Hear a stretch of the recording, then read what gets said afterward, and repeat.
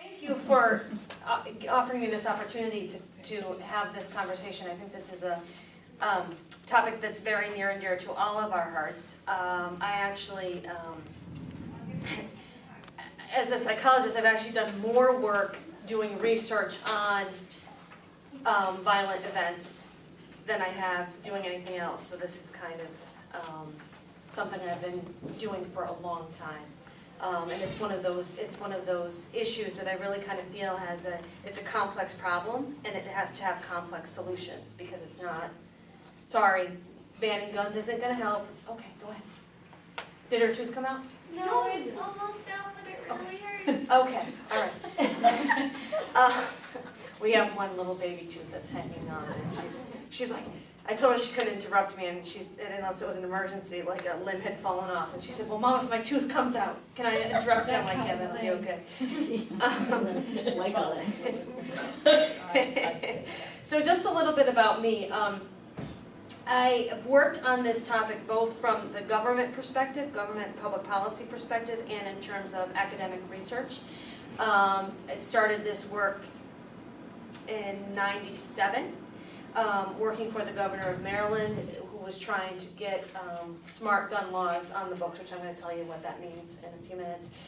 Then moved up here and ended up going to work for Connecticut Children's Medical Center, where I was part of a pilot project put together by Harvard to try to collect data on violent injuries and deaths. Similar to, for any of you who know, there's a similar system federally that gathers many sources of information about car accidents. And this is why we have things like airbags and seatbelts and speed limits and stuff like that, because they've done this research. So this group that I was part of was trying to do the same sort of thing to look at. So we have some real numbers, because this is obviously a heart-wrenching thing, right? I mean, usually if we're talking about this, it's because somebody's died or somebody suffered a life-threatening injury, so we needed some real information.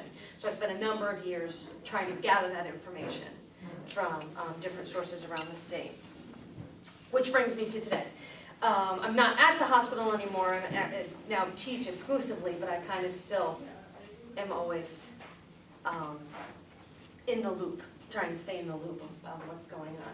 So there's three main things that I wanted to talk about today, but because I really want this to be a conversation, please interrupt me, stop me if you have questions at any point, if there's anything you really want to explore further. Like I said, I have copious amounts of information, but that doesn't mean I have to give this to you right now. Okay? It's just, I want this conversation to be something that's meaningful to you. So just because I came up with this doesn't mean we can't go in a different direction.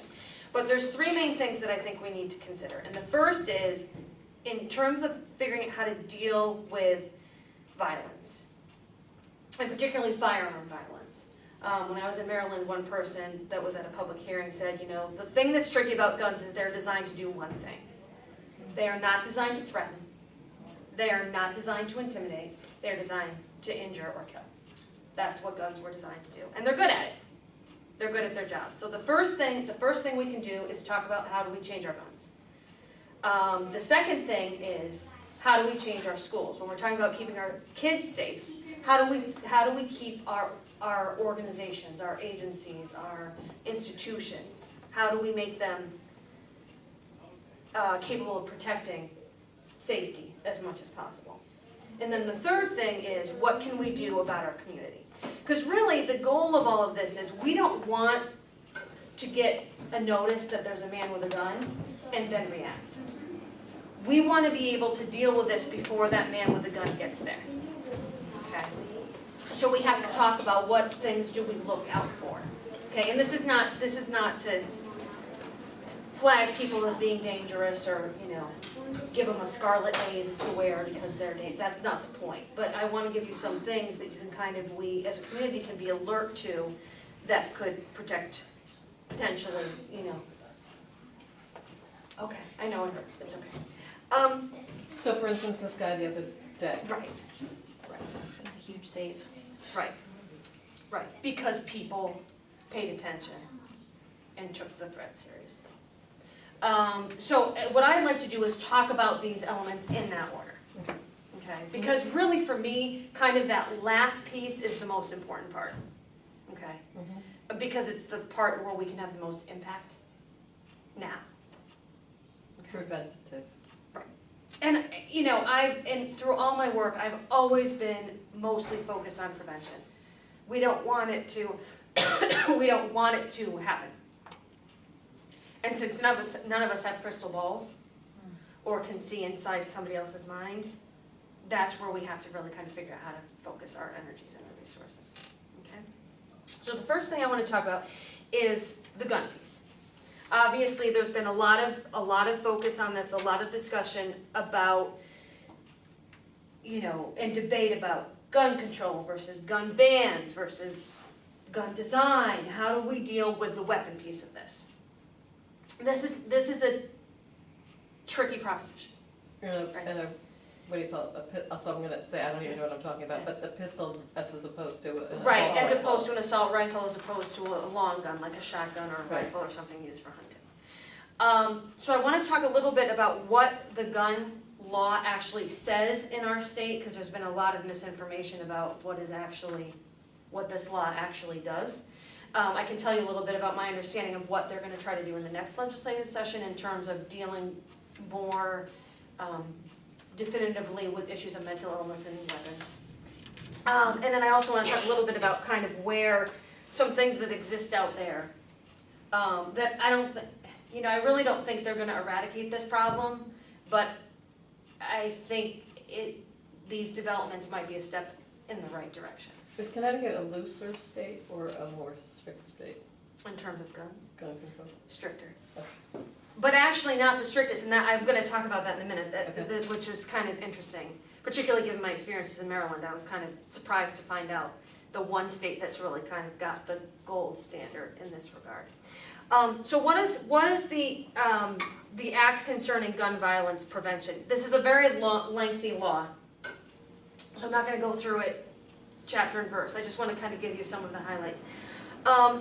The first is that large capacity magazines, so in other words, magazines that can hold more than 10 rounds of ammunition, have been banned. However, the ones that exist now are grandfathered in. So it's going forward. So they're banned from being So made or you can't purchase them new purchased new ones. from now on. In Connecticut. In Connecticut. Doesn't stop you from going to New York or Massachusetts. Absolutely. Right, absolutely. Right. Assault weapons, including the Bushmaster AR-15, which is the weapon that was used at Sandy Hook, have also been banned. Same sort of thing, yes. But how do you enforce the law then? If a Connecticut resident can go get it in another state, Well, this is the problem. This is the problem. We'll say that that's what it is. It's not. how is it enforceable? Well, but If you here's get the a gun, I can thing. buy you one. This is why I think that trying to figure out exclusively how to regulate the weapons Is the wrong is such, right. Somebody. It sounds like the problem with alcohol back in the day. Yes, It yeah, was absolutely. 21 here, Well, but it was 18 in New York. right, I absolutely. don't know what the gun Right. laws are, but I'm saying it was Right. probably a loophole And the somewhere. other thing here too, what they're really looking at is licensure. So it's not, you know, so, but then again, there are plenty of people that say to me, well, do you really think that, you know, the average person who wants to use firearms to inflict harm gives a lick about whether or not they have the proper permit? No. So that's a whole nother Yeah. separate problem. So again, and these laws really go into effect January 1st of 2014. So pretty much what's been going on this year has been under the auspices of the old law.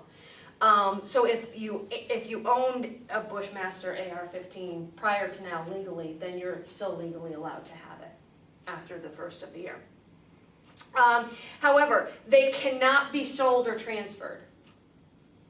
So gone are the days where, because a lot of times what would happen is people would acquire firearms legally and then be like, well, you know, I don't need this anymore, and give it to Brother Joe, or you know what I'm saying, without the same sort of oversight. So that is not allowed anymore. This kind of caused a little bit of brouhaha, is that people moving into the state can't, if they own such a weapon, can't bring it into the state legally. after January 1st.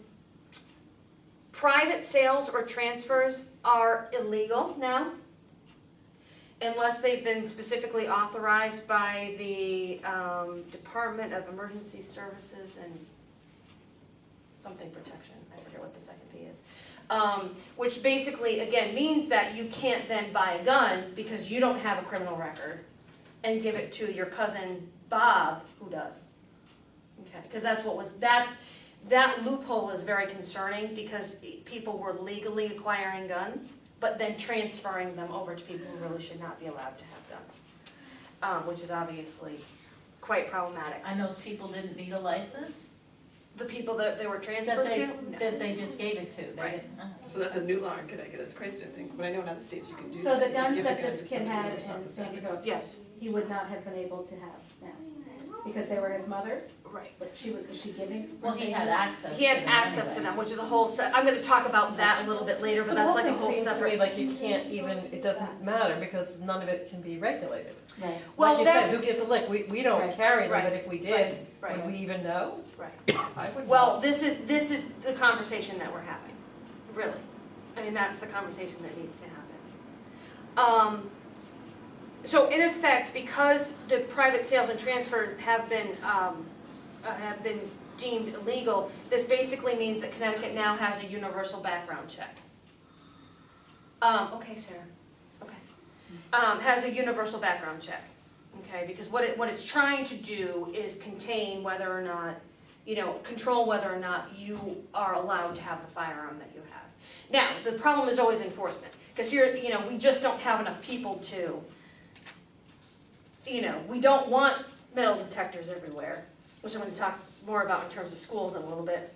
We don't want people being stopped and searched just because that's not good either. But how do we then, and what do we do to give this law some real teeth? And the answer lies really in the consequences, because if you are then caught with a gun that you are not supposed to have, that you don't have, there are serious penalties that can go along with that. There are now. Yeah. Okay. I like this part. If you have been committed within 60 months, that's a long time, or undergone a voluntary hospitalization for mental health issues within 6 months, you cannot possess a firearm. Because what was happening is they were doing background checks for like a year. Really? Most of us could wait for just about anything for a year. So now the law requires us to look back. Now the law requires us to look back 5 years, and if you have any sort of mental health, where you're committed to treatment for mental health issues, you are then banned from owning a firearm. Banned forever or banned? You cannot 4 or 5. possess a firearm. Well, you know what? If Here's you're the 5 years thing. from then, you can try again. You could try again. You could technically try again. The good thing is that oftentimes people with mental health histories, Just it's keep not like a reading. one, Right, right? It's keep not reading. like a one-shot deal. Right. That was a bad choice of words. I really apologize about that. They need to be hospitalized, they can't just, I feel like they should check their medication if you're on. Yeah. Yeah. If you need to take lithium, you should not have gone. Well, yeah, it's kind of a, Right. If you I don't like to use the term no-brainer, but it you kind should not of have a gun. is. Yeah.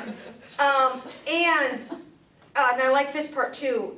This law now requires a registry of all offenders convicted of an offense with a deadly weapon. That has to be part of the background check process. So if anything, threatening, any sort of personal crime that's involved a weapon, you now are part of a database. So if you go and, again, this is also assuming that people are gonna follow legal channels, which is, to discuss the whole illegal gun part of it is really an entirely different thing. What, Sarah?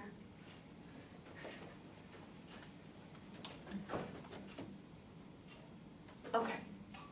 Okay, go ahead. So any questions about that? So that's where the law is right now. It is a tough law. It is a strict law. But, there have been plenty of people that said, there are many allowances for people who already own such weapons. You know, it's not, they really tried to protect rights as much as possible while still maintaining public safety. I think time's gonna tell as to whether or not this is going to work, okay? Obviously, this does not do a good job of addressing the mental health piece, which is really kind of the, you know. And that will be, my understanding is in the coming legislative session, that's what they're gonna be trying to look at, is how do we better, not even just, you know, identify the people that are potential risk, but also how do we help these people? Because you can't, it's not just enough to say, there's something wrong with you, you're sick, now go away, okay? So we kind of need to, okay? The other thing that I just wanted to talk about was, some people call it smart guns. When I was in Maryland, we called it smart guns. Personalized guns is probably a better idea, because it's this idea that these are weapons that can only be fired by their owners. So they can't be fired, I mean, in this case, could it have helped? I mean, if, you know, if they were personalized to his mother, even if he had access, would it matter? Okay. Because they would only shoot if it was the Right, person who. right. There's two She was main. buying them for him.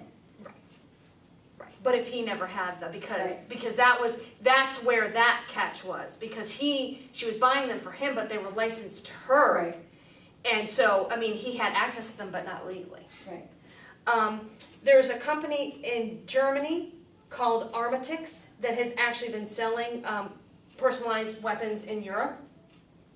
And they are trying to get them, they're being sold in Europe presently, they're trying to get them on the shelves in the United States. This is basically works on a radio frequency technology, so you have a watch that's like a digital, that's like a transmitter, that you have to have the watch on to be able to fire the weapon, okay? There's also there's a company in Utah called Kodiak that has a product, which I apologize for this, it's called IntelliGun. All I can think of is like trade shows with like the flashing lights and everything. IntelliGun. And it works on fingerprint technology. So the person who's been fingerprinted for that gun, that fingerprint has to match for the gun to shoot. Now going back to the law, the interesting thing is that the only state in the nation that has a smart gun or a personalized gun law on the books is New Jersey. And they actually have a law that says that once the technology really, comes to fruition in this country, that all guns sold in New Jersey have to be equipped with that technology within 3 years. Existing guns, they can put technology No, on and this is where it kind of becomes a little bit of a sticky wicket, because at this point, at least from what I've seen, there isn't a way to retrofit. It's guns that are being, so then it gets into the same issue that we're having here, which is who do you grandfather in and who do you keep out, that kind of thing. And how does all of that relate to the amendment that the right to bear arms? Well, that's where you mean the smart gun piece of it? Yeah, Well, that's well, all of it, I guess. Okay. Well, the smart gun piece is kind of the equivalent, is kind of the response to people saying, but we have the right to have guns, and people saying, well, yes, you do, but let's make sure those guns are being used for legal, legitimate purposes. And by you. and not getting stolen. And by you. And it's also the big, when we were in Maryland, when I was in Maryland, the big push behind this was accidental shootings of children. I was just gonna say, what constitutes a, what did you just call it? Accidental shooting? No, legitimate use? Legitimate and legal? Yeah. Yeah. Well, and that, That would solve the That's- problem of people who are against a registry because they think their guns are gonna get stolen once their name's out there. Right, Well, no right. one would steal your gun if you're the only one who could use it.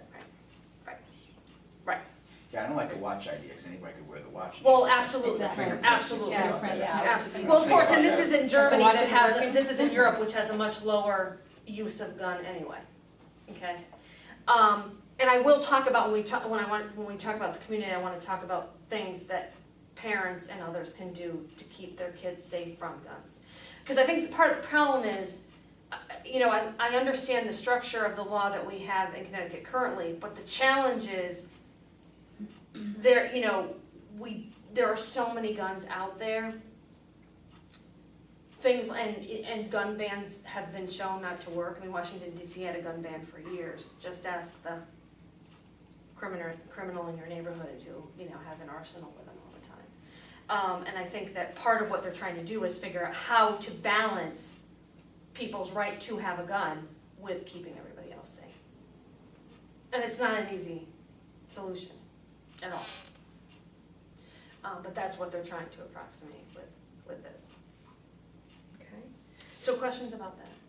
I mean, I just think you really can't. I mean, I was shocked after this whole Sandy Hook thing, like how people were, like, I thought it was gonna be easy to pass gun laws, because I thought, who wants it? And like, there's so much resistance by people I didn't even Sure. know. Like, you see Yes. on Facebook now, like, and I was like, wow, I Yes. didn't know you were like pro. Yeah. My mother-in-law is like, People take it she very, didn't have guns, but she feel doesn't very want any personally. guns getting taken away. right, So, right. I think that you have to just accept it. Guns are gonna be out there. There's no, I would love to live like in a European like kind of atmosphere where Sure. there's no guns. Please don't have Sure. guns. Nobody has a gun, but Sure. it's not gonna. Well, that's Yeah. why I wanted to discuss these elements of the law, because, you know, when the law first came out, people were like, oh, they're coming for your guns, and that's not what this law says. Yeah. But It still, like I doesn't. say, in the United States, if Yeah. you want a gun, you can get a gun. Sure. If you can't get a gun in Connecticut, you can go to Massachusetts, Sure. you can go to Right. Texas, you can go wherever you Right. want, I would bring think it the back. NRA would be all over the handprint guns. I mean, for- Yeah, yeah, No, they don't well, I want think, to I regulate just yeah, don't know, I can't believe I just said that. I know. The NRA is not common sense, I. No, they don't want it. yeah, Forgive what me, was I retract. intriguing, it was, It's the other, it's not- NRA that would. they're not, it's interesting, they're not against the idea, in theory. They're actually pretty for it, because honestly, they don't want, you know, they don't want their Someone does. chance, well, not only that, but, yeah, but, not only that, but they also don't want their guns being used against them, right? Right. So they are actually very for that. What it does not appear that the community has really kind of been shown or, you know, been persuaded of is that this technology is going to work in the instances when it needs to work. Because that's what I've heard a lot of times is, I like the idea, but how do I know that that's not going to interfere with the functioning of the firearm when I need it? So there's the rub.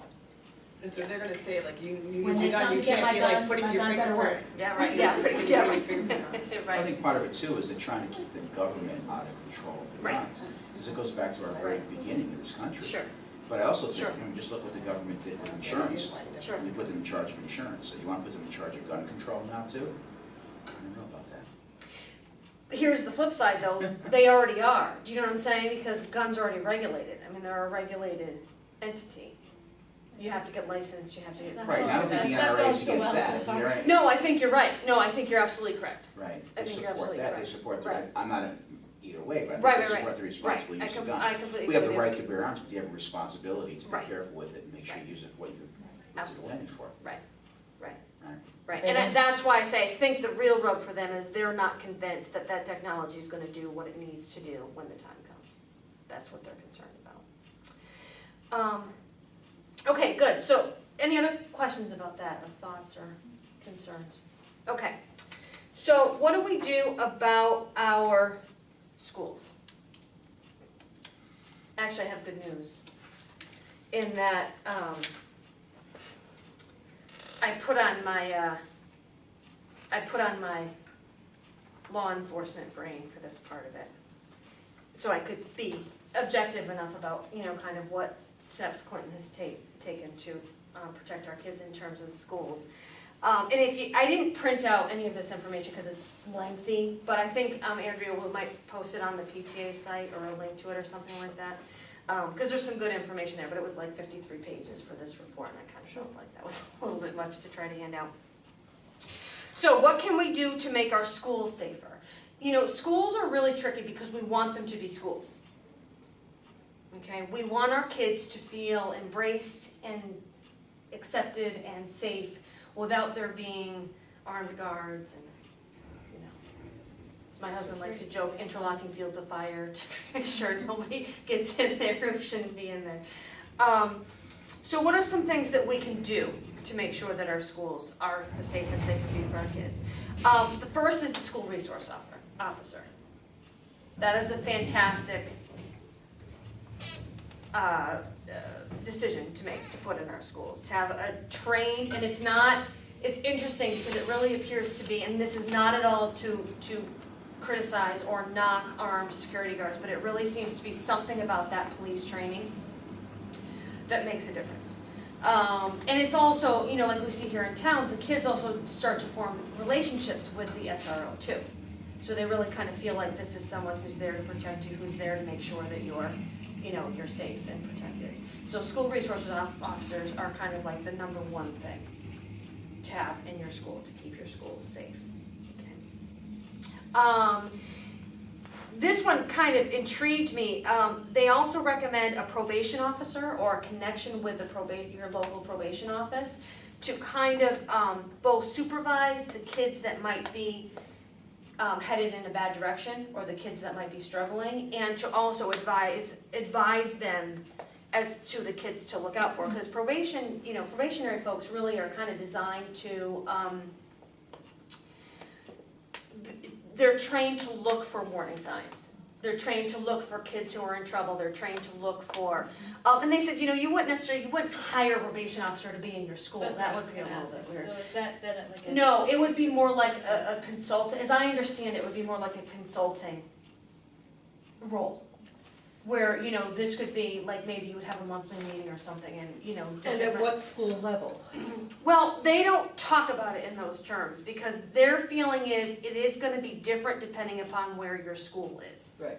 So you're gonna approach these issues much differently if you're in an urban setting where you really kind of have a population who's, under stress, than you would. Where some of them were on probation. I worked in the West Haven middle Yes, schools, for instance, right, and I right. worked with the probation Right. officers who were one-on-one with kids and pulling them in and out of class every day. That's Because what we did. they need that constant Mhm. support, I mean, they really do. And They- you were checking to make sure they're in school and Right. what's in your bag. And who are you with, Who are and you who have with? you, exactly. Now, probation officers, police officers? No, No, but they're like an extension of the law. right.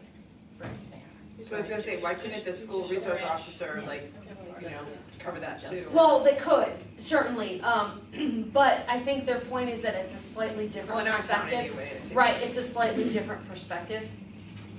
I don't wanna say slightly different, that's not fair, it's a different perspective. It's totally different than like an SRO. Right. SRO is like Right. a cop, is a Right. police officer. The probation officer is, Right.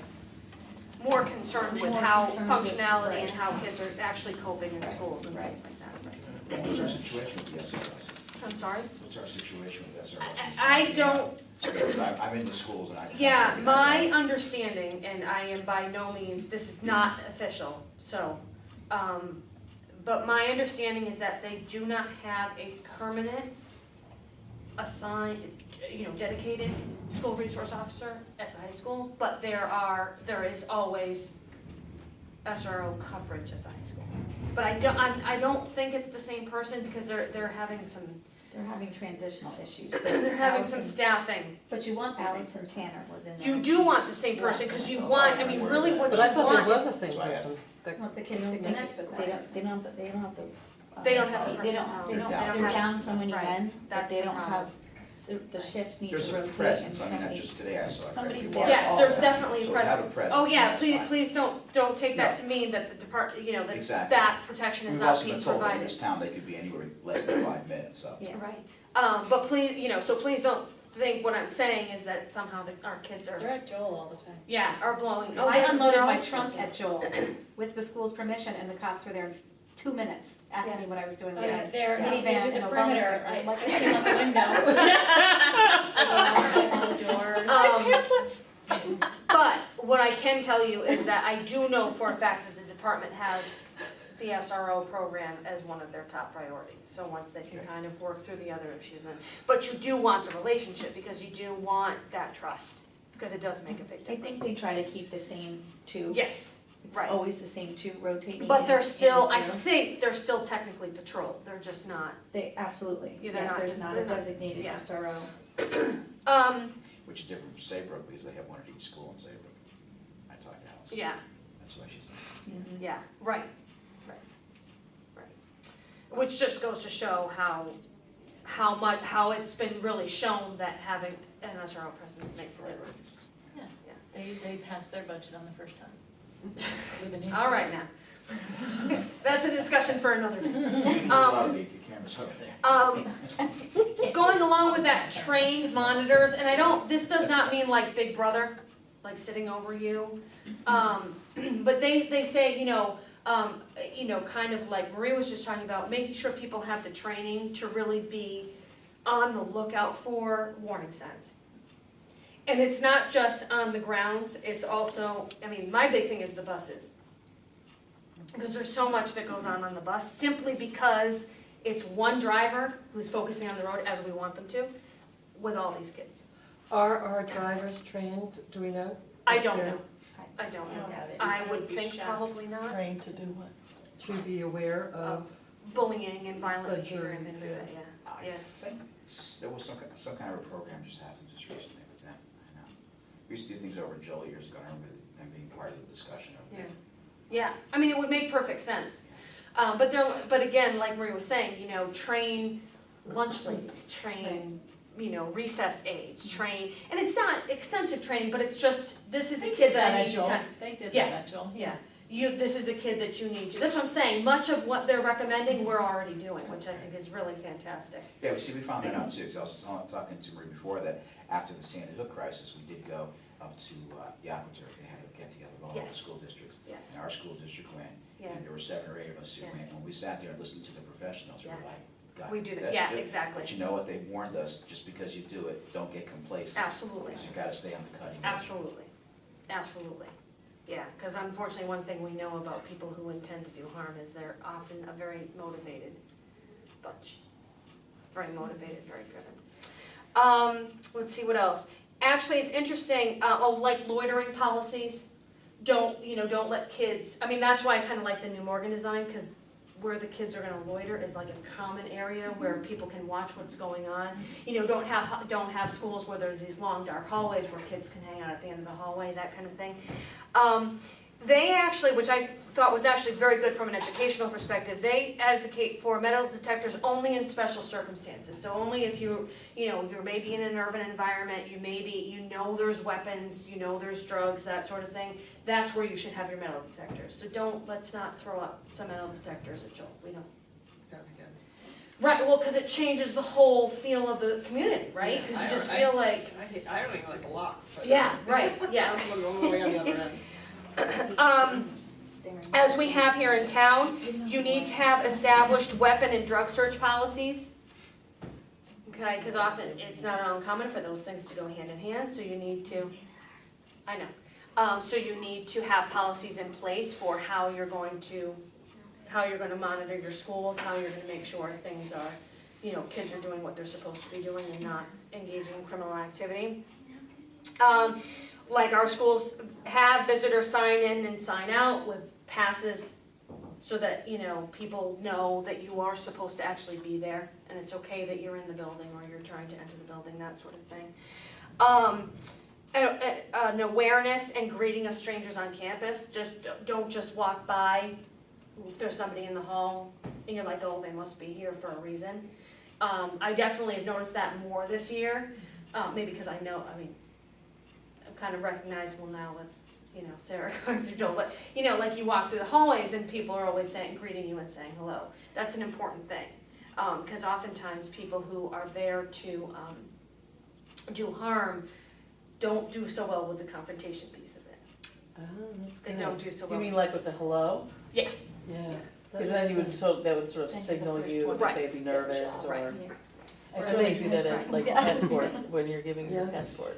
Right, They start chatting with you Idle like. chatter, yeah. yes, And they don't make, and they see if Yes. you laugh. yes, They try to exactly. make you Or if you laugh. seem uncomfortable or Yeah. nervous about a particular question, yeah, it's the same sort of thing. Same It strategy. kind of throws, because oftentimes people who are engaging in these things do have a plan. It's not a plan that's evident to us, but they do have a plan to what they're doing.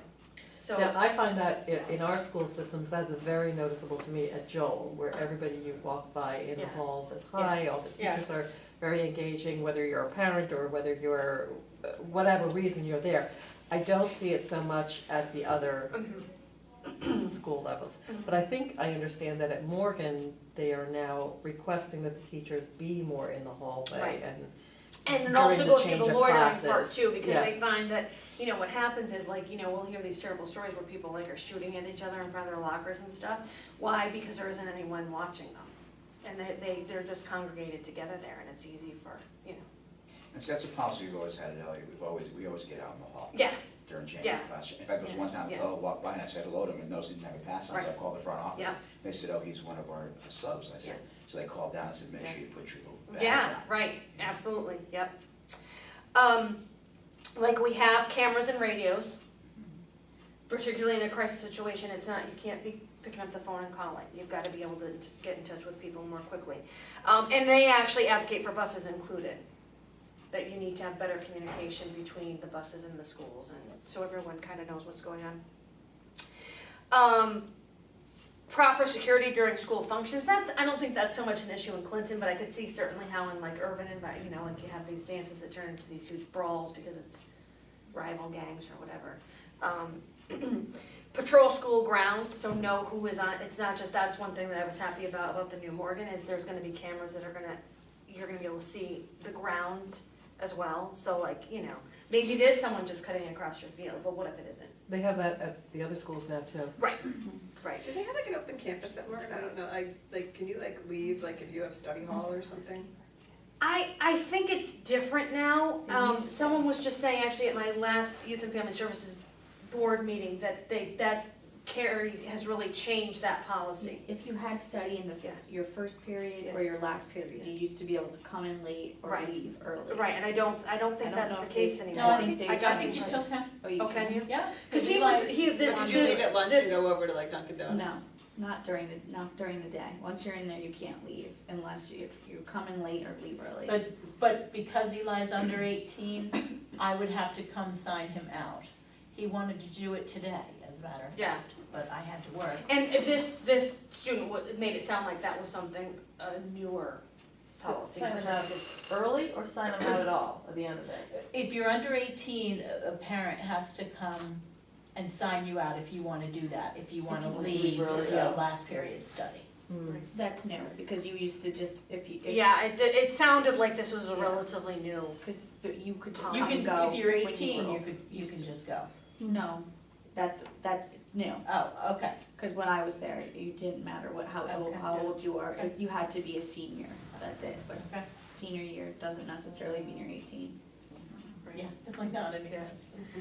And then lastly, crisis management plans. I mean, we've all kind of been made hyper aware of this, right? We all have our lockdown drills and, you know, we know what we're supposed to do and that sort of thing. So that's kind of the last piece of what they, Say it again, crisis management? crisis management plans. So things like lockdown drills or, you know, shelter in place or that sort of thing. So we have we kind of have some action that we can take. So that seemed the other night on the news, that they really had a good plan In at New the Haven? University of New Haven. Right. That really, Yes. everything kind of worked Yes, the way it it was worked like supposed to. clockwork. Yeah. It worked exactly how it was supposed to, yeah. People took it seriously. And actually, it didn't work quite as flawlessly, but we also saw it at Central with that kid who was in the Halloween costume. It wasn't quite as flawless, but it was the same basic. Now, when you bring that down to the school systems in our Yeah. district, Yeah. for instance, Yeah. with the exception of, I mean, I would assume that the teachers and the staff have been trained as to what to do now. Right. Is there a communication though between the police, like a protocol between the police patient, the emergency response and all of that? Is that all in place in Clinton? Yes. Okay, My understanding is yes. okay. And my understanding is that there is, the department and So the if we were- district have worked closely together to formulate those plans, and there's a good degree, and both sides have informed those plans, so Okay. that there's a good degree, there is, you know, at least from an outside observer's perspective, there appears to be a good working relationship between the entities that need to be. What's So, the plan so my, at like so my Ellen? I question, can speak well, my to- question, that was what I was gonna say, is at Pearson, for instance, if something happened this afternoon at 1:00, what is the protocol of response between the police station and the school and administrative and parents and emergency response? Like, is there a protocol of Okay, you can just sit in the back, it's okay. what happens and who does what, and do they all know that? Yes, Yes, they do. yes. That's great. Yeah. Again, part of this discussion we had with this team that went up to the AquaTurf was the police getting access into the school. And rather than giving the police all badges or whatever, they talked about having a little box outside the school that they could go to, they could access the keys and they could get into the school. I also know at our school in particular, our question was, do we put the shades up, do we put the shades Right. down, do we put them halfway? Right. Now we're told to leave them up. Yeah. Because. Because guys wanna be the able to look police in. need to know, they need Right. to be able to see on the other side. Right. Yeah, yeah, That was Yeah. my first day, I didn't even pass go when I got the briefing. yeah, yeah, yeah. But, and I understand, but it really does, in that situation, it really does, to have something to do and to know what to do Yeah. makes such a Yeah, difference. where the bag is, Yeah. who's got the radio. Yeah, Oh, yeah. right. Alright. Right, and that's why I am so glad about the Very radio thing, because that's actually one of the other points, is they say have good communications between classrooms and between classroom and an office. So each classroom now has a radio? I don't think every classroom has a radio, but there are radios, Yes. Their radio teams. go around. We use them Joel. for, we go out for fire drills. right, We right, call to each other, we have our kids, have them all sign. Yeah. There's probably 60 There are people in policies Gelvin. for Joel, there's a lot of the classrooms that have the secret doors between the two, there's all kinds of policies about that. Now you have to lock your door when you leave the room, you can't leave the doors. right, There's a, right.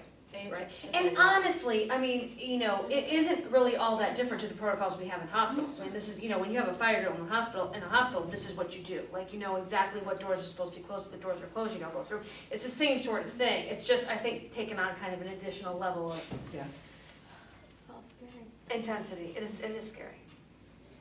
It is scary, but before I go to the last part I wanna talk about, I wanna share with you success stories.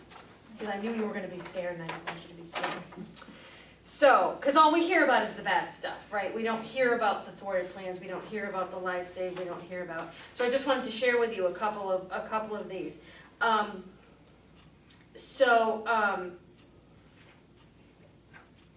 So there was a plan in a place called Dove Creek, Colorado in 2009. There was a plan to shoot the high school principal and others at a school that was discovered when two boys, ages 16 and 19, were arrested on suspicion of burglary and theft. And the 19-year-old told his family about the plot after they were arrested for this, and the parents went and told the police and saved this man's life. Okay.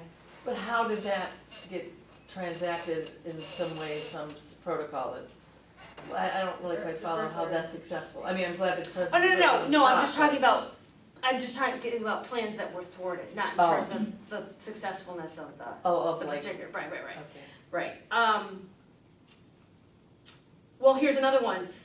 In Norristown, Pennsylvania in 2008, a woman admitted, I guess it's successful in that it's alerting the authorities that can then thwart the plan. A woman admitted she helped her troubled, bullied 14-year-old son build a cache of weapons by buying a rifle with a laser scope and gunpowder, which investigators said he was using to build grenades. He also had knives, swords, and BB guns. The overweight teenager had been bullied at school and was being homeschooled. He apparently idolized the Columbine shooters, and violent internet sites fueled his revenge fantasies. And so his mom, again, After she bought the automatic assault weapon, she decided to turn it yeah, in. then She she felt set bad. you up and then I'm gonna turn you in. Buy a video game. Now we know why the kid has trouble to begin with. Okay, so here, Sorry, I this don't one, blame this mom. one It's kind just of blame. falls under the, Oh, come on. like my husband likes to say, criminals are not smart, and that translates to job security for him. Columbia, South Carolina, in 2008, a high school senior collected enough supplies to carry out a bomb attack on his school and detailed the plot in a hate-filled diary that include maps of the building and admiring notations about the Columbine killers. The student was arrested after his parents called police when 10 pounds of ammonium nitrate was delivered to their home. And they discovered a journal. Subtle. Thank God they're dumb, It But- is true, though. What is this? But this, There's- yeah. It's like fertilizer. What are you doing Is that a package? So, but my pay for reason it? for telling you these is to segue into the next part, which is what can we do, You must have stolen Us. a credit card. what can we do on a regular basis to make sure that, that our kids are safe. And a lot of it has to do with watching out for warning signs. Being alert to the people that might potentially be dangerous, okay? This is obviously, if a kid has a violent history. Now, there are plenty of kids who get into, schoolyard fights that's as far as it ever goes. But we know that kids who, people who end up engaging in violent actions do have a rather lengthy history of violence. Either commission of violence themselves or witnessing of violence in their environments. People that have uncontrollable angry outbursts that are abnormal for their age. So I was kind of I will admit to this, there have been times when I've been in a public place and someone's upset about something and they're like ranting and raving and I'm like, one of these Right. the whole time because, and having a tantrum doesn't mean, no, Rachel, having a tantrum doesn't mean, no, having a tantrum doesn't mean that you are going to engage in violence. But it does mean that there might be something wrong with the way this person is functioning in the world or seeing the world or processing information about the world, okay? Continues exhibiting antisocial behaviors that begin at an early age. I really have a real professional problem with people who demonstrate antisocial tendencies. That is a huge warning flag for me. Like we hear, I don't know, if you ever have to read these accounts of people that are committing mass murders or something, and then you hear these stories about how they were torturing animals as little kids, or I was just gonna say, what is considered anti? well, things like cruelty to animals. I mean, and like really kind of horrific stuff. Trying to inflict serious injury on siblings, in some cases causing the death of a sibling. Really kind of playing with fire. And I'm not talking about like that childish fascination of what Talking happens about when, stuff. right, right. Oh, then it really is, when I was working at the hospital. It's more against, sort of, antisocial meaning against society, Humanity. not being social. Right, exactly. No, it's really kind of more of a disconnect in terms of how humanity functions, like you really kind of rebel against humanity. And frequently they're unable, if I might add, they lack capacity for empathy. Right, which is a really huge alarming. problem. And you A come, huge problem. yeah, that's Yeah. really like bad. Yeah. That means they Yeah, can't that's feel the other others one, is, feel, yeah, right. which is why they can inflict, cruelty Because on they animals. they can't They don't have that comprehend that capacity. pain, they can't comprehend that injury. And they just Yeah. they can't, so they think it's like a plaything. I mean, it'd be like similar to like hitting a Bobo doll, like, what difference does it make? So it seems like social emotional curriculum should be up there with math, reading, science. Oh, yeah. Why isn't that a class? I mean, Some how of us often do you teach have the kids? How often do you have them though? For 3 years. I mean, how many times a week? Once a week. About half an hour. Social health is You can one call thing, them. world good health. Yeah, when I was Yeah. first subbing at Joel, I was subbing in a kindergarten class for one of the aides, and I was helping a kindergarten boy do his weekend news or whatever.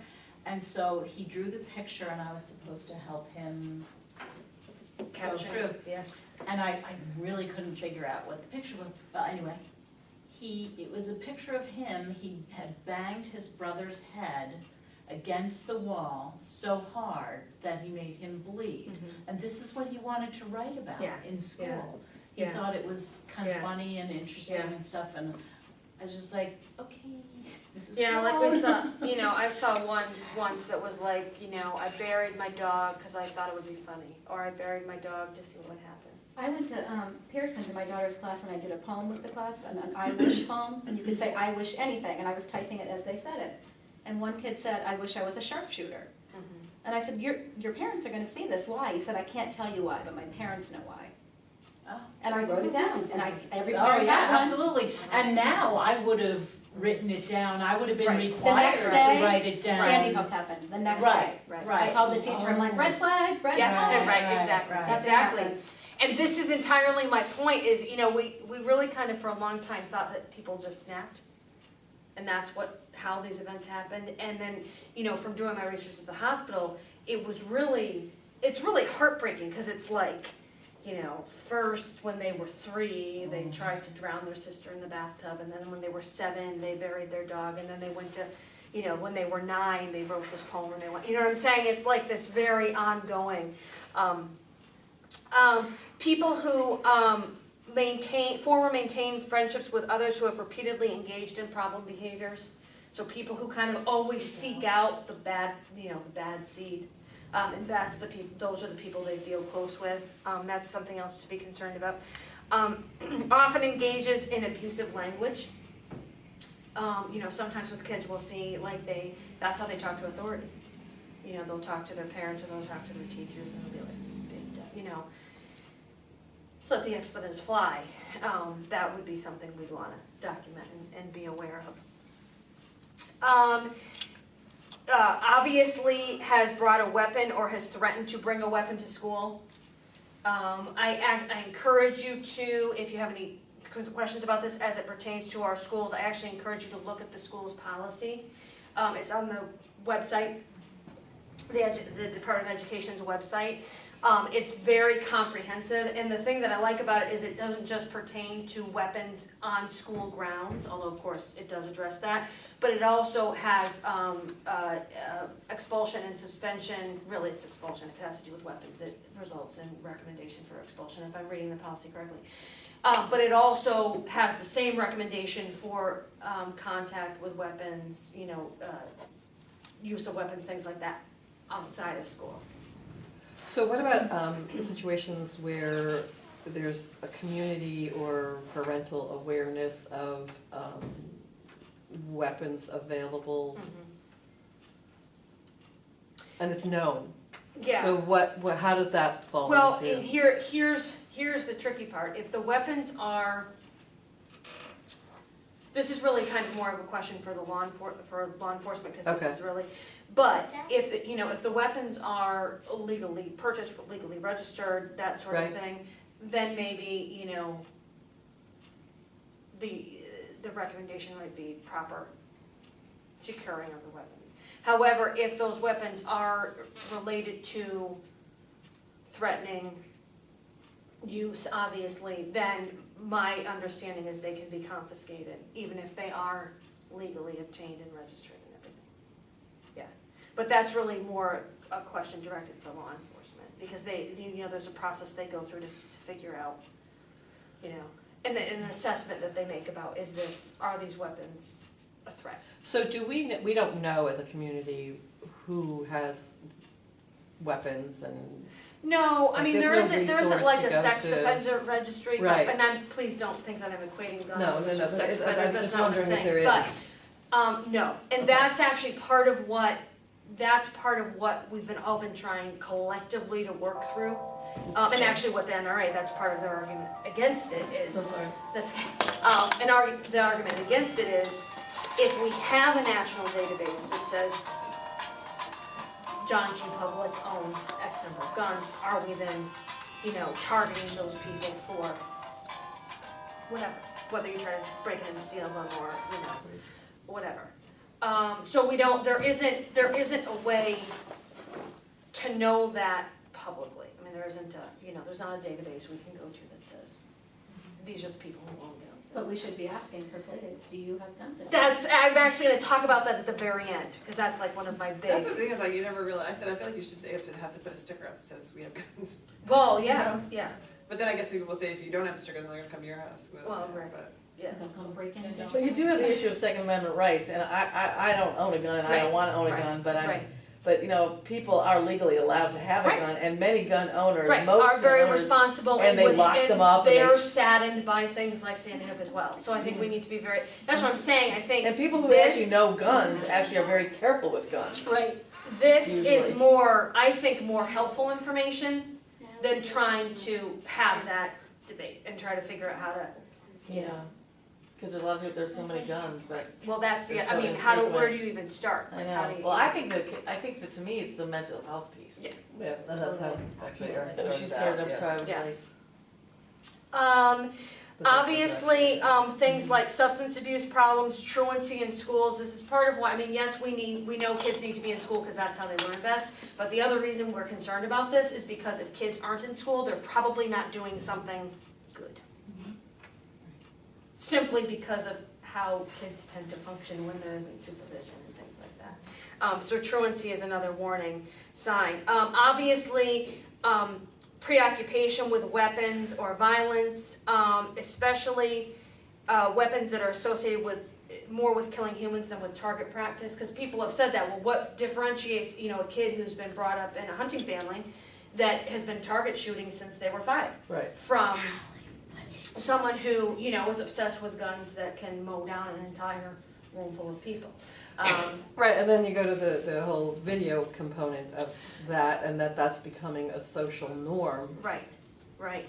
My biggest problem with the whole video part of it is that what isn't fantastically clear in the research is it that there's something different about this population that's driving them to the violent video games than making them more violent, or are they just like every other kid, and then they want, because here's the thing, is what we're not considering is that there are many kids who are playing these video games that, Don't kill people. right, But I think what Marie said, like with your own kids, you need to know. absolutely, no, about of your own course, kid before absolutely. you buy them. Well, and that's why I read you those little stories, because actually most of those were actually thwarted because the parents were aware that something was going on and spoke up and said, we need to fix this, because there's something wrong. Have few or no close friends, particularly if they've lived in a town for a long time, like if they just don't see. And again, I'm not saying kids need to be social butterflies all the time, but if they really don't seem to be forming connections with the people around them, like I tell my students all the time, humans are pack animals by nature. But would you assume, is it fair to assume that a lot of the awareness of a lot of this occurs at the school level? I think it occurs at both levels. What occurs? The awareness that, Something's not right? yeah. You don't think if you're a parent, you should know that something's not right? You think parents wouldn't know and the school knows? Well, Nancy Lanza, I mean, what's been revealed has been, None of these parents had any clue. no, but Nancy Colin Lanza, Lanza, I mean, these parents were idiots. but see, for me, I have to feel a little sorry for her because I had a troubled daughter who's now 25, but she's doing fine, and my daughter obviously wasn't doing guns, but the point is that there isn't a lot of help for older kids. Mm-hmm. And so, I don't even know how Which old. is that whole nother, that's really a whole nother discussion to have too, Because there is no help. No, Like, she right. probably knew her son was whacked. Right. Although she shouldn't have had on the. I was gonna say, but then Right. you don't buy the guns and I know, take a target of shooting. course, but I just don't know, there's not a lot of help. So yeah, you're right. I guess For those parents, here's There another, wasn't cops to help, let's they got take, help. let's take the violence against others piece out of it, and let's just, because we're also talking about suicide as well, okay?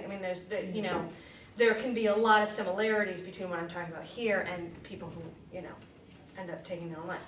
There was a case in Maryland where there was a 14, 15-year-old boy who, had been having a hard time. He had been struggling. I don't remember, academic challenges, and the girl he liked didn't like him and that kind of thing. And his father was a hunter. Not at all uncommon in many parts of the country, but certainly not in this part of Maryland. I mean, they all went, it was like all the men went out together and, hunted, whatever. The son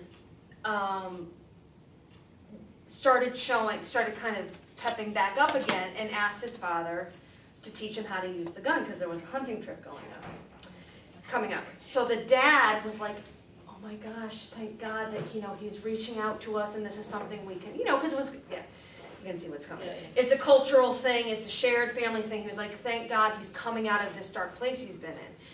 Flash forward a week, and the son took his life with a gun that his father taught him. So I do hear what you're saying, because I think when you're in that situation, I think there was some part of her that thought that this was how they connected, and she could control that. I think that's the biggest problem. She thought she could control. So she had, clearly, Right. she lost her own life. Of course, right. But I think she thought she could control his reality. And this was the way for Even them though he wouldn't let her in his room? He was emailing her, he had sheets over his windows. Oh, yes. Red flags, I red mean, flags, yeah. but I red think flags, the red thing flags. Yeah. that I would ask, and again, I'm not sticking up for Nancy Lanza, but I No, do not feel at that was the most horrific tragedy. I'm never gonna get over it. Right. But is it, what was she supposed to do? Right. She could have committed him. There is no site, there is Right. no residential treatment programs for, Lock up the guns. That was one of the things they Yeah, talked maybe about lock in up the community guns, conversation in yeah. Clinton, which is why they're having this crisis. Right. That lock came out up of the that. guns. That's Right. true. That's the only Right. way that he would What's it have. called, crisis not killed response? everyone. So the crisis, Marie just talked about it. crisis management Yeah. and crisis response plans, yeah. Yeah, but your point is well taken, is that we don't, and which is part of why it's often important to mention this too, is so that people understand that they, if, you know, they have to find somebody to tell this to. You know, if they're noticing this, they've gotta find somebody, but you're right, I mean, what would the option have been? I mean, what was he wasn't doing anything illegal, Right. right? He certainly was whacked Right. out. Right. Certainly he But- was having And murderous here's the fantasies other, since fifth here's the grade. other problem, is the vast majority of the mentally ill population don't Are commit violent. violence. Yeah. You Because know? they don't have access to weapons. No, No, it's not just that they're though. just not, It's just, they're not it's not violent. just that. It's just, that's how mental illness, I mean, it work, you know. Oh, I Even see if, what you even mean. if say I was Yeah, friends yeah. with Nancy Lanza and I was seeing all this and I saw Right. these red flags, Right. even if I went to the police and said, Right. I think there's something going on, there's still Yes. nothing they could do. It's like Right. domestic violence.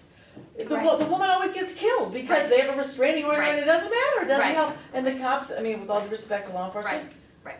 there's not a lot they do, and there's not a lot they Well, can there's do, not, and, right, I mean, there's not, you know, Yeah. so. I mean, Yeah. in schools, if you just like expel them or kick them out, I mean, you're not really, you're maybe making the Not school helping safer, but Right. you're really Are not you making really, society well, and safer. that's, you know, and that's, I think that's the crossroads that we're at, is how do you respond to these situations? Because oftentimes, the responses that are available to you are just removing it from your immediate And then I feel like that's the ones that situation. stimulate the kids to Right. wanna come back and do. Well, and there's an violence. argument of, do we really want these kids to now be less supervised?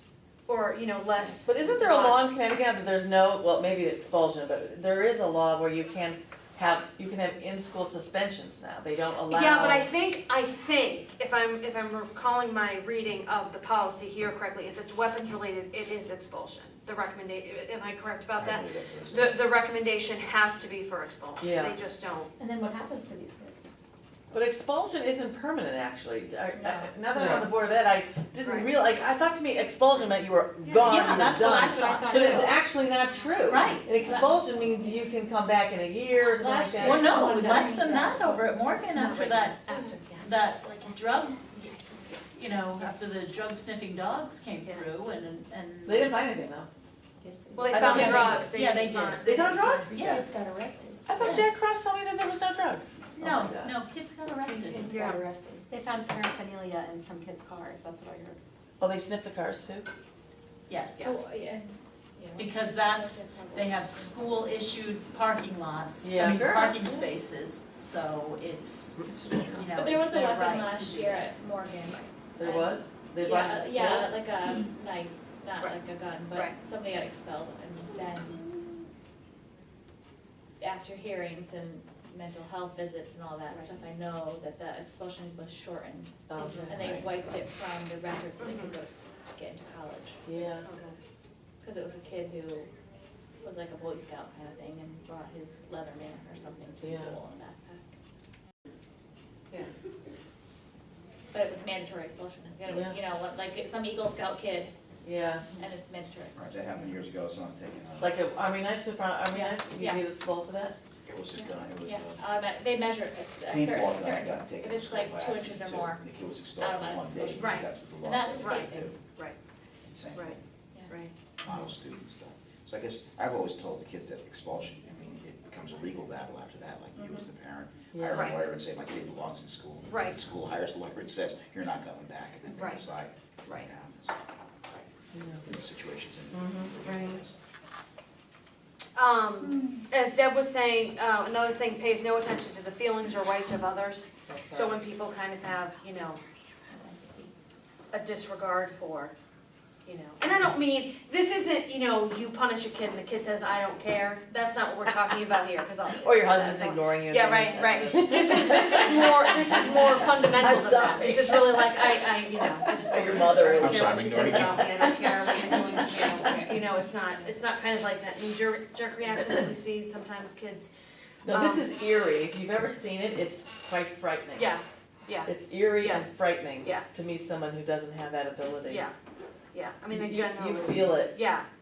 They're cold. I mean, I don't really have, I mean, it's chilling. I don't really Yeah, have another way to chilling is the right describe it. word. It's cold. It's a cold Yeah. thing, yeah, Sort of cold-blooded. Mhm. yeah, yeah. Um, Use front actions or harmful sounds. Yeah, no, She's checking to make sure. Works with the Oh, she's library. checking. Yeah. I'm sorry. Just a sec. I'm sorry. That's um, the educator, when you say read the sign. um, Locked in now? I don't mean to interrupt, I just have to check and make sure this bulb is off over here. This one I always kind of find interesting, dwells on perceived slights, rejection, or mistreatment by others. These are the kind of the kids, or the people, I mean, I keep saying kids, but I mean, we know adults that do this too, that kind of every little thing, you know, the teacher hates me, they're always picking on me, that kind of, and it's not about, we're not necessarily concerned about the coping, but we're concerned about the mindset, like how does this person view the world, this person, it's called hostile attribution bias, and basically they see the world as always out to attack them. So, Like you know, paranoid. yeah, like paranoid. Like in mental, if Yeah. you want to know about mental illness, the people who are most dangerous, if you had to say like one little area, it would be the people who were paranoid. Right, right, because they genuinely They're the ones feel that like could be they're under dangerous. threat all the time, Yeah. And obviously, you know, a lot of the things that we kind of expect, you know, if you're involved with a gang, if you, like you were saying, you know, oftentimes kids are, you know, people that go on to commit violence are actually quite explicit in expressing their fascination with violence. I mean, they have, you know, they talk about violent. But you know, Erica, when you look at the most recent and obvious situations that have occurred in our society in the last, say, 10 years, Yeah. and you look at the kids that they, you know, like you look at the TV screen and you look at their face and you look at their personality and they're having withdrawn to a level, to a point where it's almost like it's indicative of a certain personality type. You know, it's like it's to me it seems all the same or very, very similar. Well, that's why we It's have not personality like- disorders. I mean, you can have a Yeah. personality disorder, and things like, you know, those are usually kind of. You're not happy, I mean, you're Yeah. not happy if you're killing people. When they show these guys on I mean, TV, that they sounds show it in silly, but- slow motion Yeah. and bad music, and they make them seem like they're. Yeah. But they also seem, these are I don't wanna kids. say They're nerdy, kids. but they Yeah. seem like they're not the normal. Well, they're probably depressed. Well, kids but there's, that- but there, and like that's your why kid I'm or my saying, kid. I no, mean, that's what I'm saying is that there is a line of thinking that basically suggests that they are not. I mean, that's what drives them to this. Okay. Is that they really don't, they're not functioning normally. Yeah. They're not, they Yeah, don't that's- see the yeah. world the way the rest of us do. They're not able to form relationships, they're not able to perceive emotion. I mean, they really kind of like are operating on a different plane. It's like Yeah. bad brain, they call Yeah. it bad brain. Yeah, Yeah. yeah, they're really just operating on a different plane than the rest of us are. Because evolutionarily it makes a lot of sense, right? I mean, we wouldn't be here as a species if we kept killing each other all the time, right? We wouldn't survive. But there's the kind of the subset that for whatever reason, we don't have the answers. I mean, some of it's genetic, some of it's environmental, some of it, you know, there's lots of different things that are coming into play. We don't know why. But it's like this subset of population, they really do not look at the rest of the world. I mean, they don't look at the world the way the rest of us do. So outside of awareness and what do you call it? Policy, you know, like protocol. Right, right. Other than that, is there anything that we as parents can and should be doing? And we and parents as a community should be doing? Well, there's a few things. First of all, know your kids' friends' parents.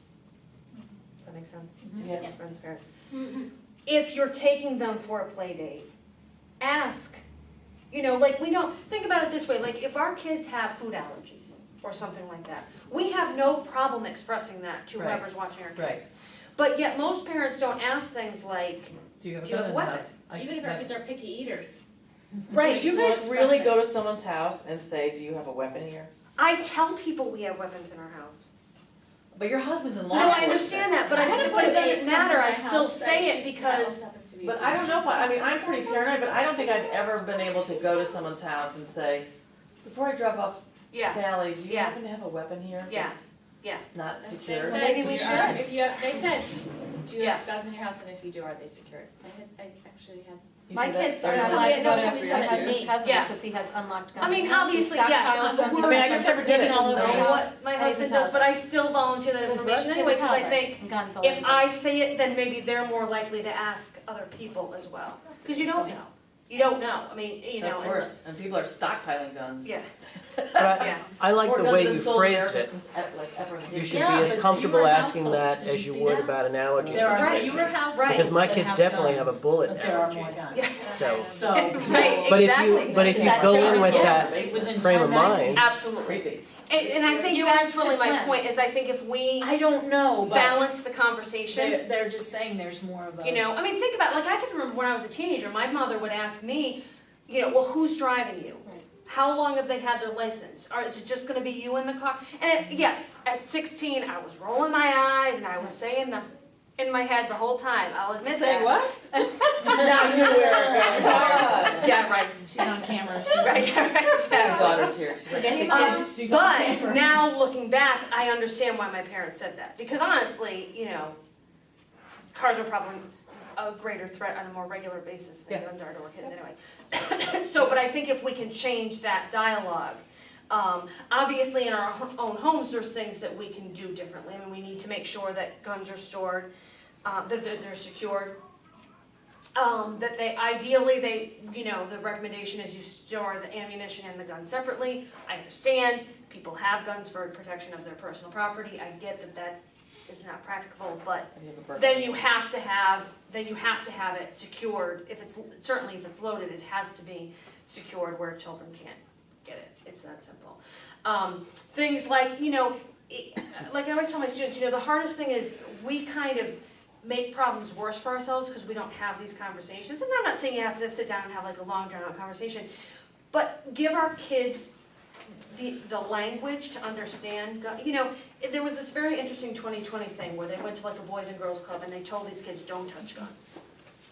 And, what? Oh, right, okay, great, okay. Can I do that in bed? Absolutely. Okay. You know, like, and they did this thing where it was a Boys and Girls Club, and they went through this whole long training that was supposed to teach kids that guns were bad, and you don't touch guns. And then they hid one of those realistic I saw plastic that. guns. And they're like, Yeah. they're like, They're like, yeah, It's in the pen. they had Oh, just gone through this Oh. training, Oh, I and saw that. the kids were playing I with saw this that. gun like it was Teenagers. nothing. Yeah, they all put it Yeah, to their they heads. all did it, yeah, it was really, and So what it weird. got me Right thinking after about being is that spoken to about.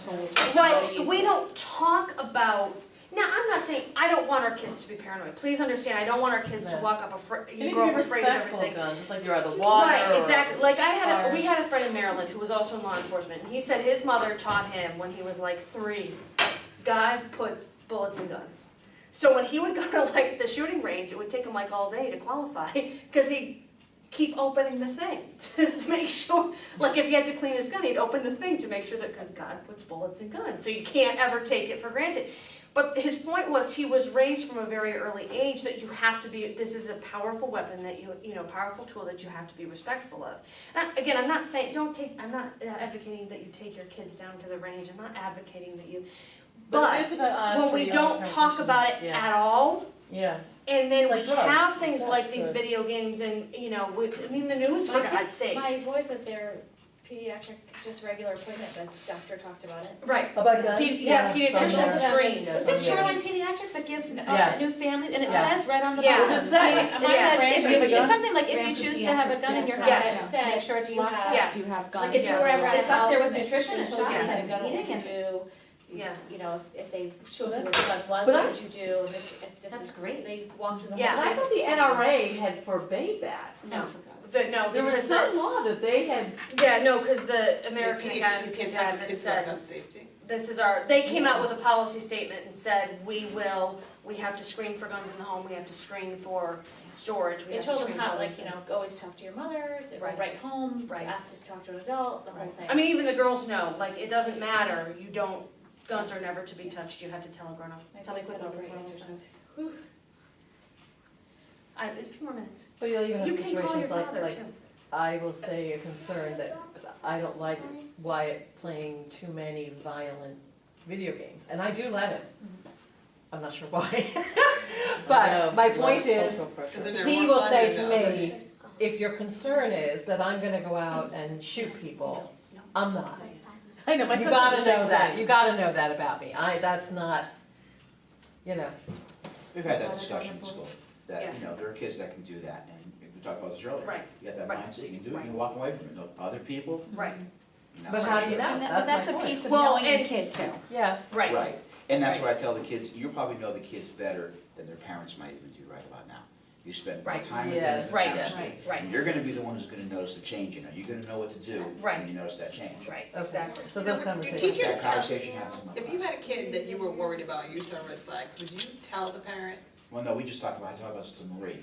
If I see the kid, I mean, protocol says that I have to report, I would go to whoever my supervisor is. But if a kid comes to me and says they have a problem, and it's something I can handle, we can go take care of it, you know, not a problem. If not, I tell them I'm taking it to the next But you level. can't talk at like a conference, like if I went to I had my kid's conference tonight, and if he was, you know, showing all these red flags and like poking, you know, like, I don't know, like the teachers wouldn't say, you know, I think your kid might have some issues, you might wanna go check Well, that I out. can't diagnose what it is, but I can certainly Yeah, identify a say, behavior. you Your know- son's stabbing the kid next to him with a pencil, that's Right, not something I want right, your son to do in my right. class. And you But I But can't I'm say saying, but then- psychopath but and take give it- him help. But I would say like, yeah, like it's frustrating that you can't take it the next level and say, you know, this is not like the norm for me, like most kids, this is like, you know, I feel like teachers are, I don't know, they're I restricted, used like to they work in all of can't, my class too, they so can't, nothing like wrong some with people it. might go like, sometimes be so naive and just say, oh, yeah, he's always hitting, they're not realizing that Well, it's and a serious this problem. is part, this is part of the bigger problem, The really. other thing is Right. that teachers are afraid of what they're gonna say.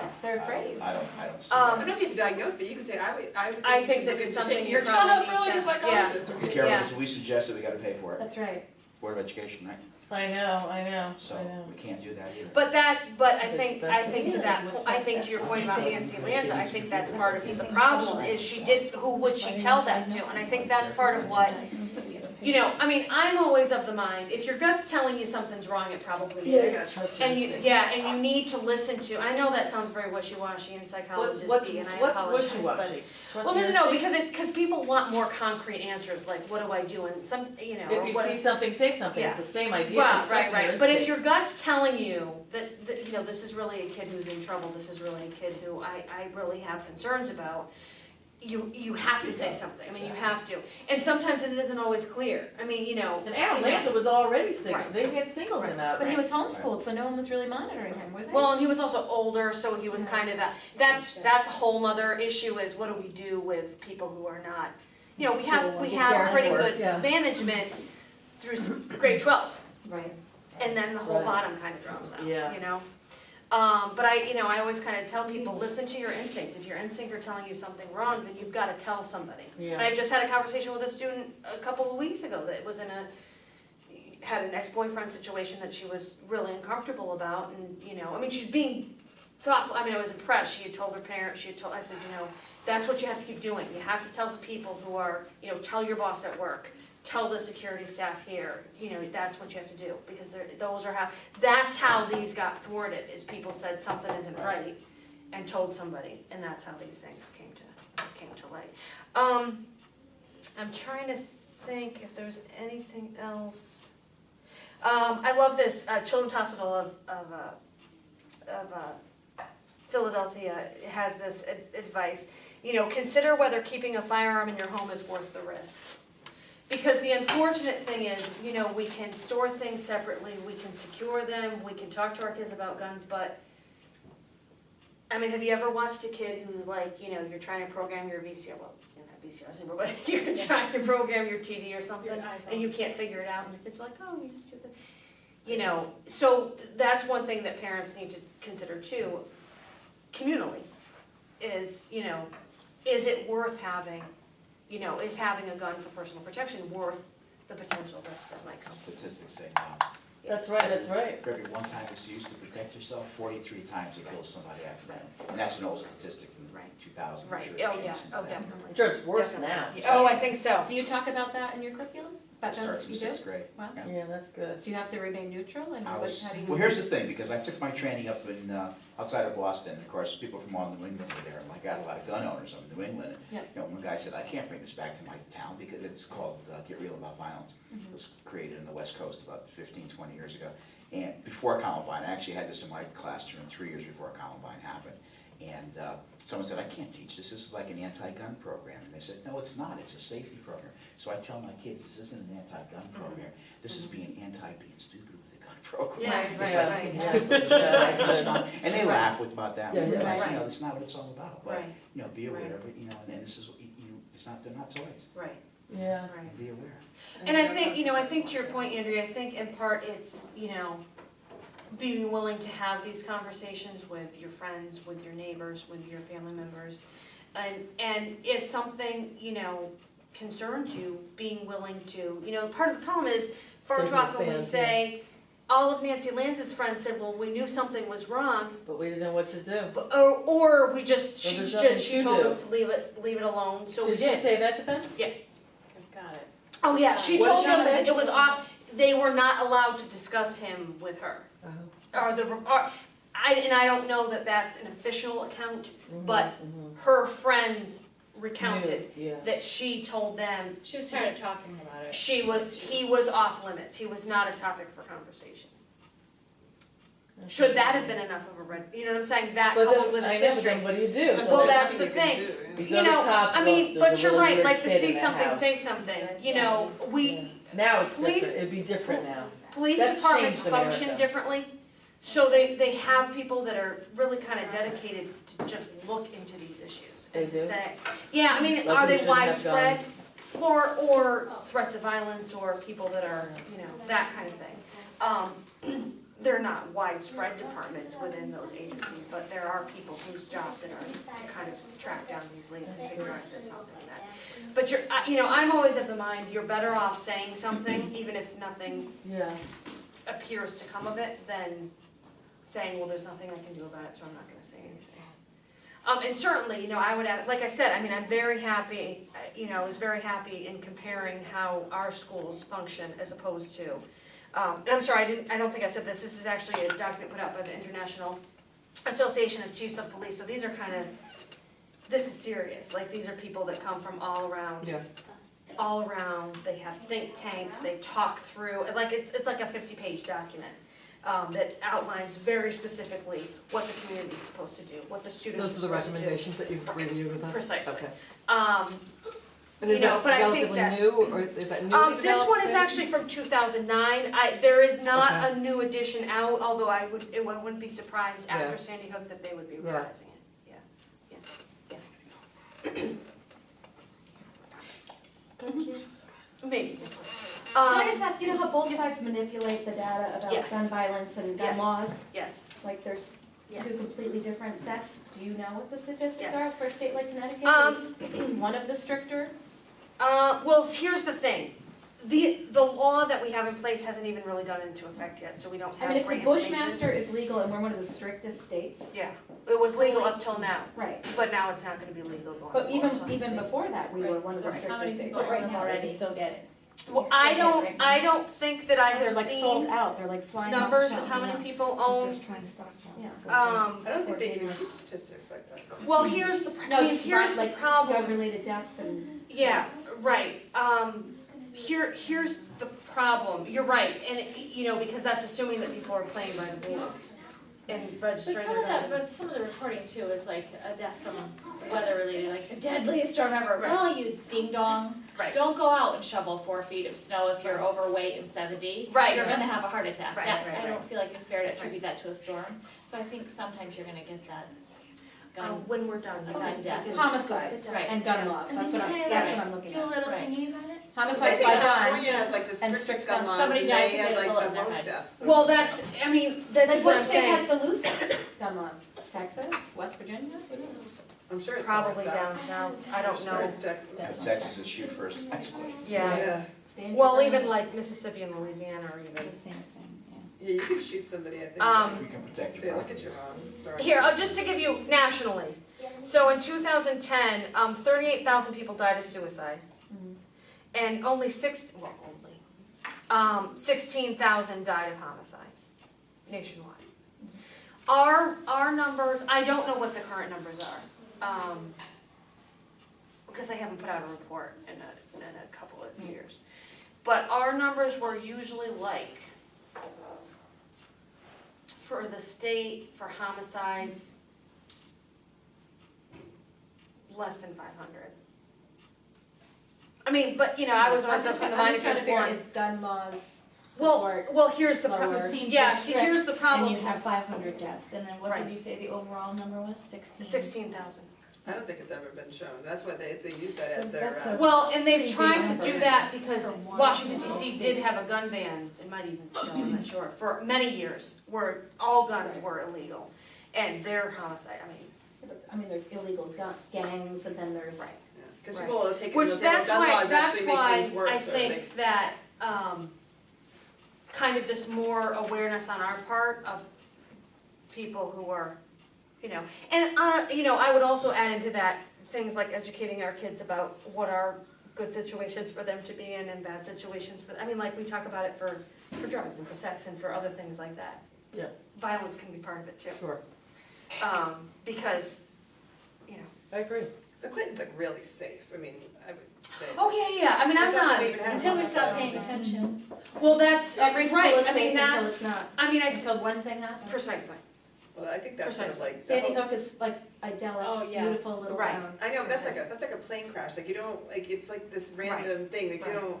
Yeah, but you're saying But Clinton that's is why I safe, so think- is- Well, I'm saying I feel safe for the most part, you know, and I would have felt safe in Newtown, but that one day, Right. if you were in that one Right. classroom, you weren't safe, but Right. I think that, like, you know, it's good to be aware of people, but even if you're not, like, even, Right. I don't think there was any stopping, so you have, all, they could have locked the Right. school perfect up, Right. they could have had all the Right. cameras, they had the resource officer, you done everything you did, and it still would have happened. So it's the mental health piece. Yeah, and then even that, I mean, don't I know, think you- that, you I get think into it's the mental area- health, I think it's access, He was an and I adult, you think couldn't it's make him warning do that. signs, I mean, I think it's, Such a conversation. I But think as it's, she yeah. said, you know, Yeah. maybe if this mother knew what to do, Or she who would to have talk done to. it.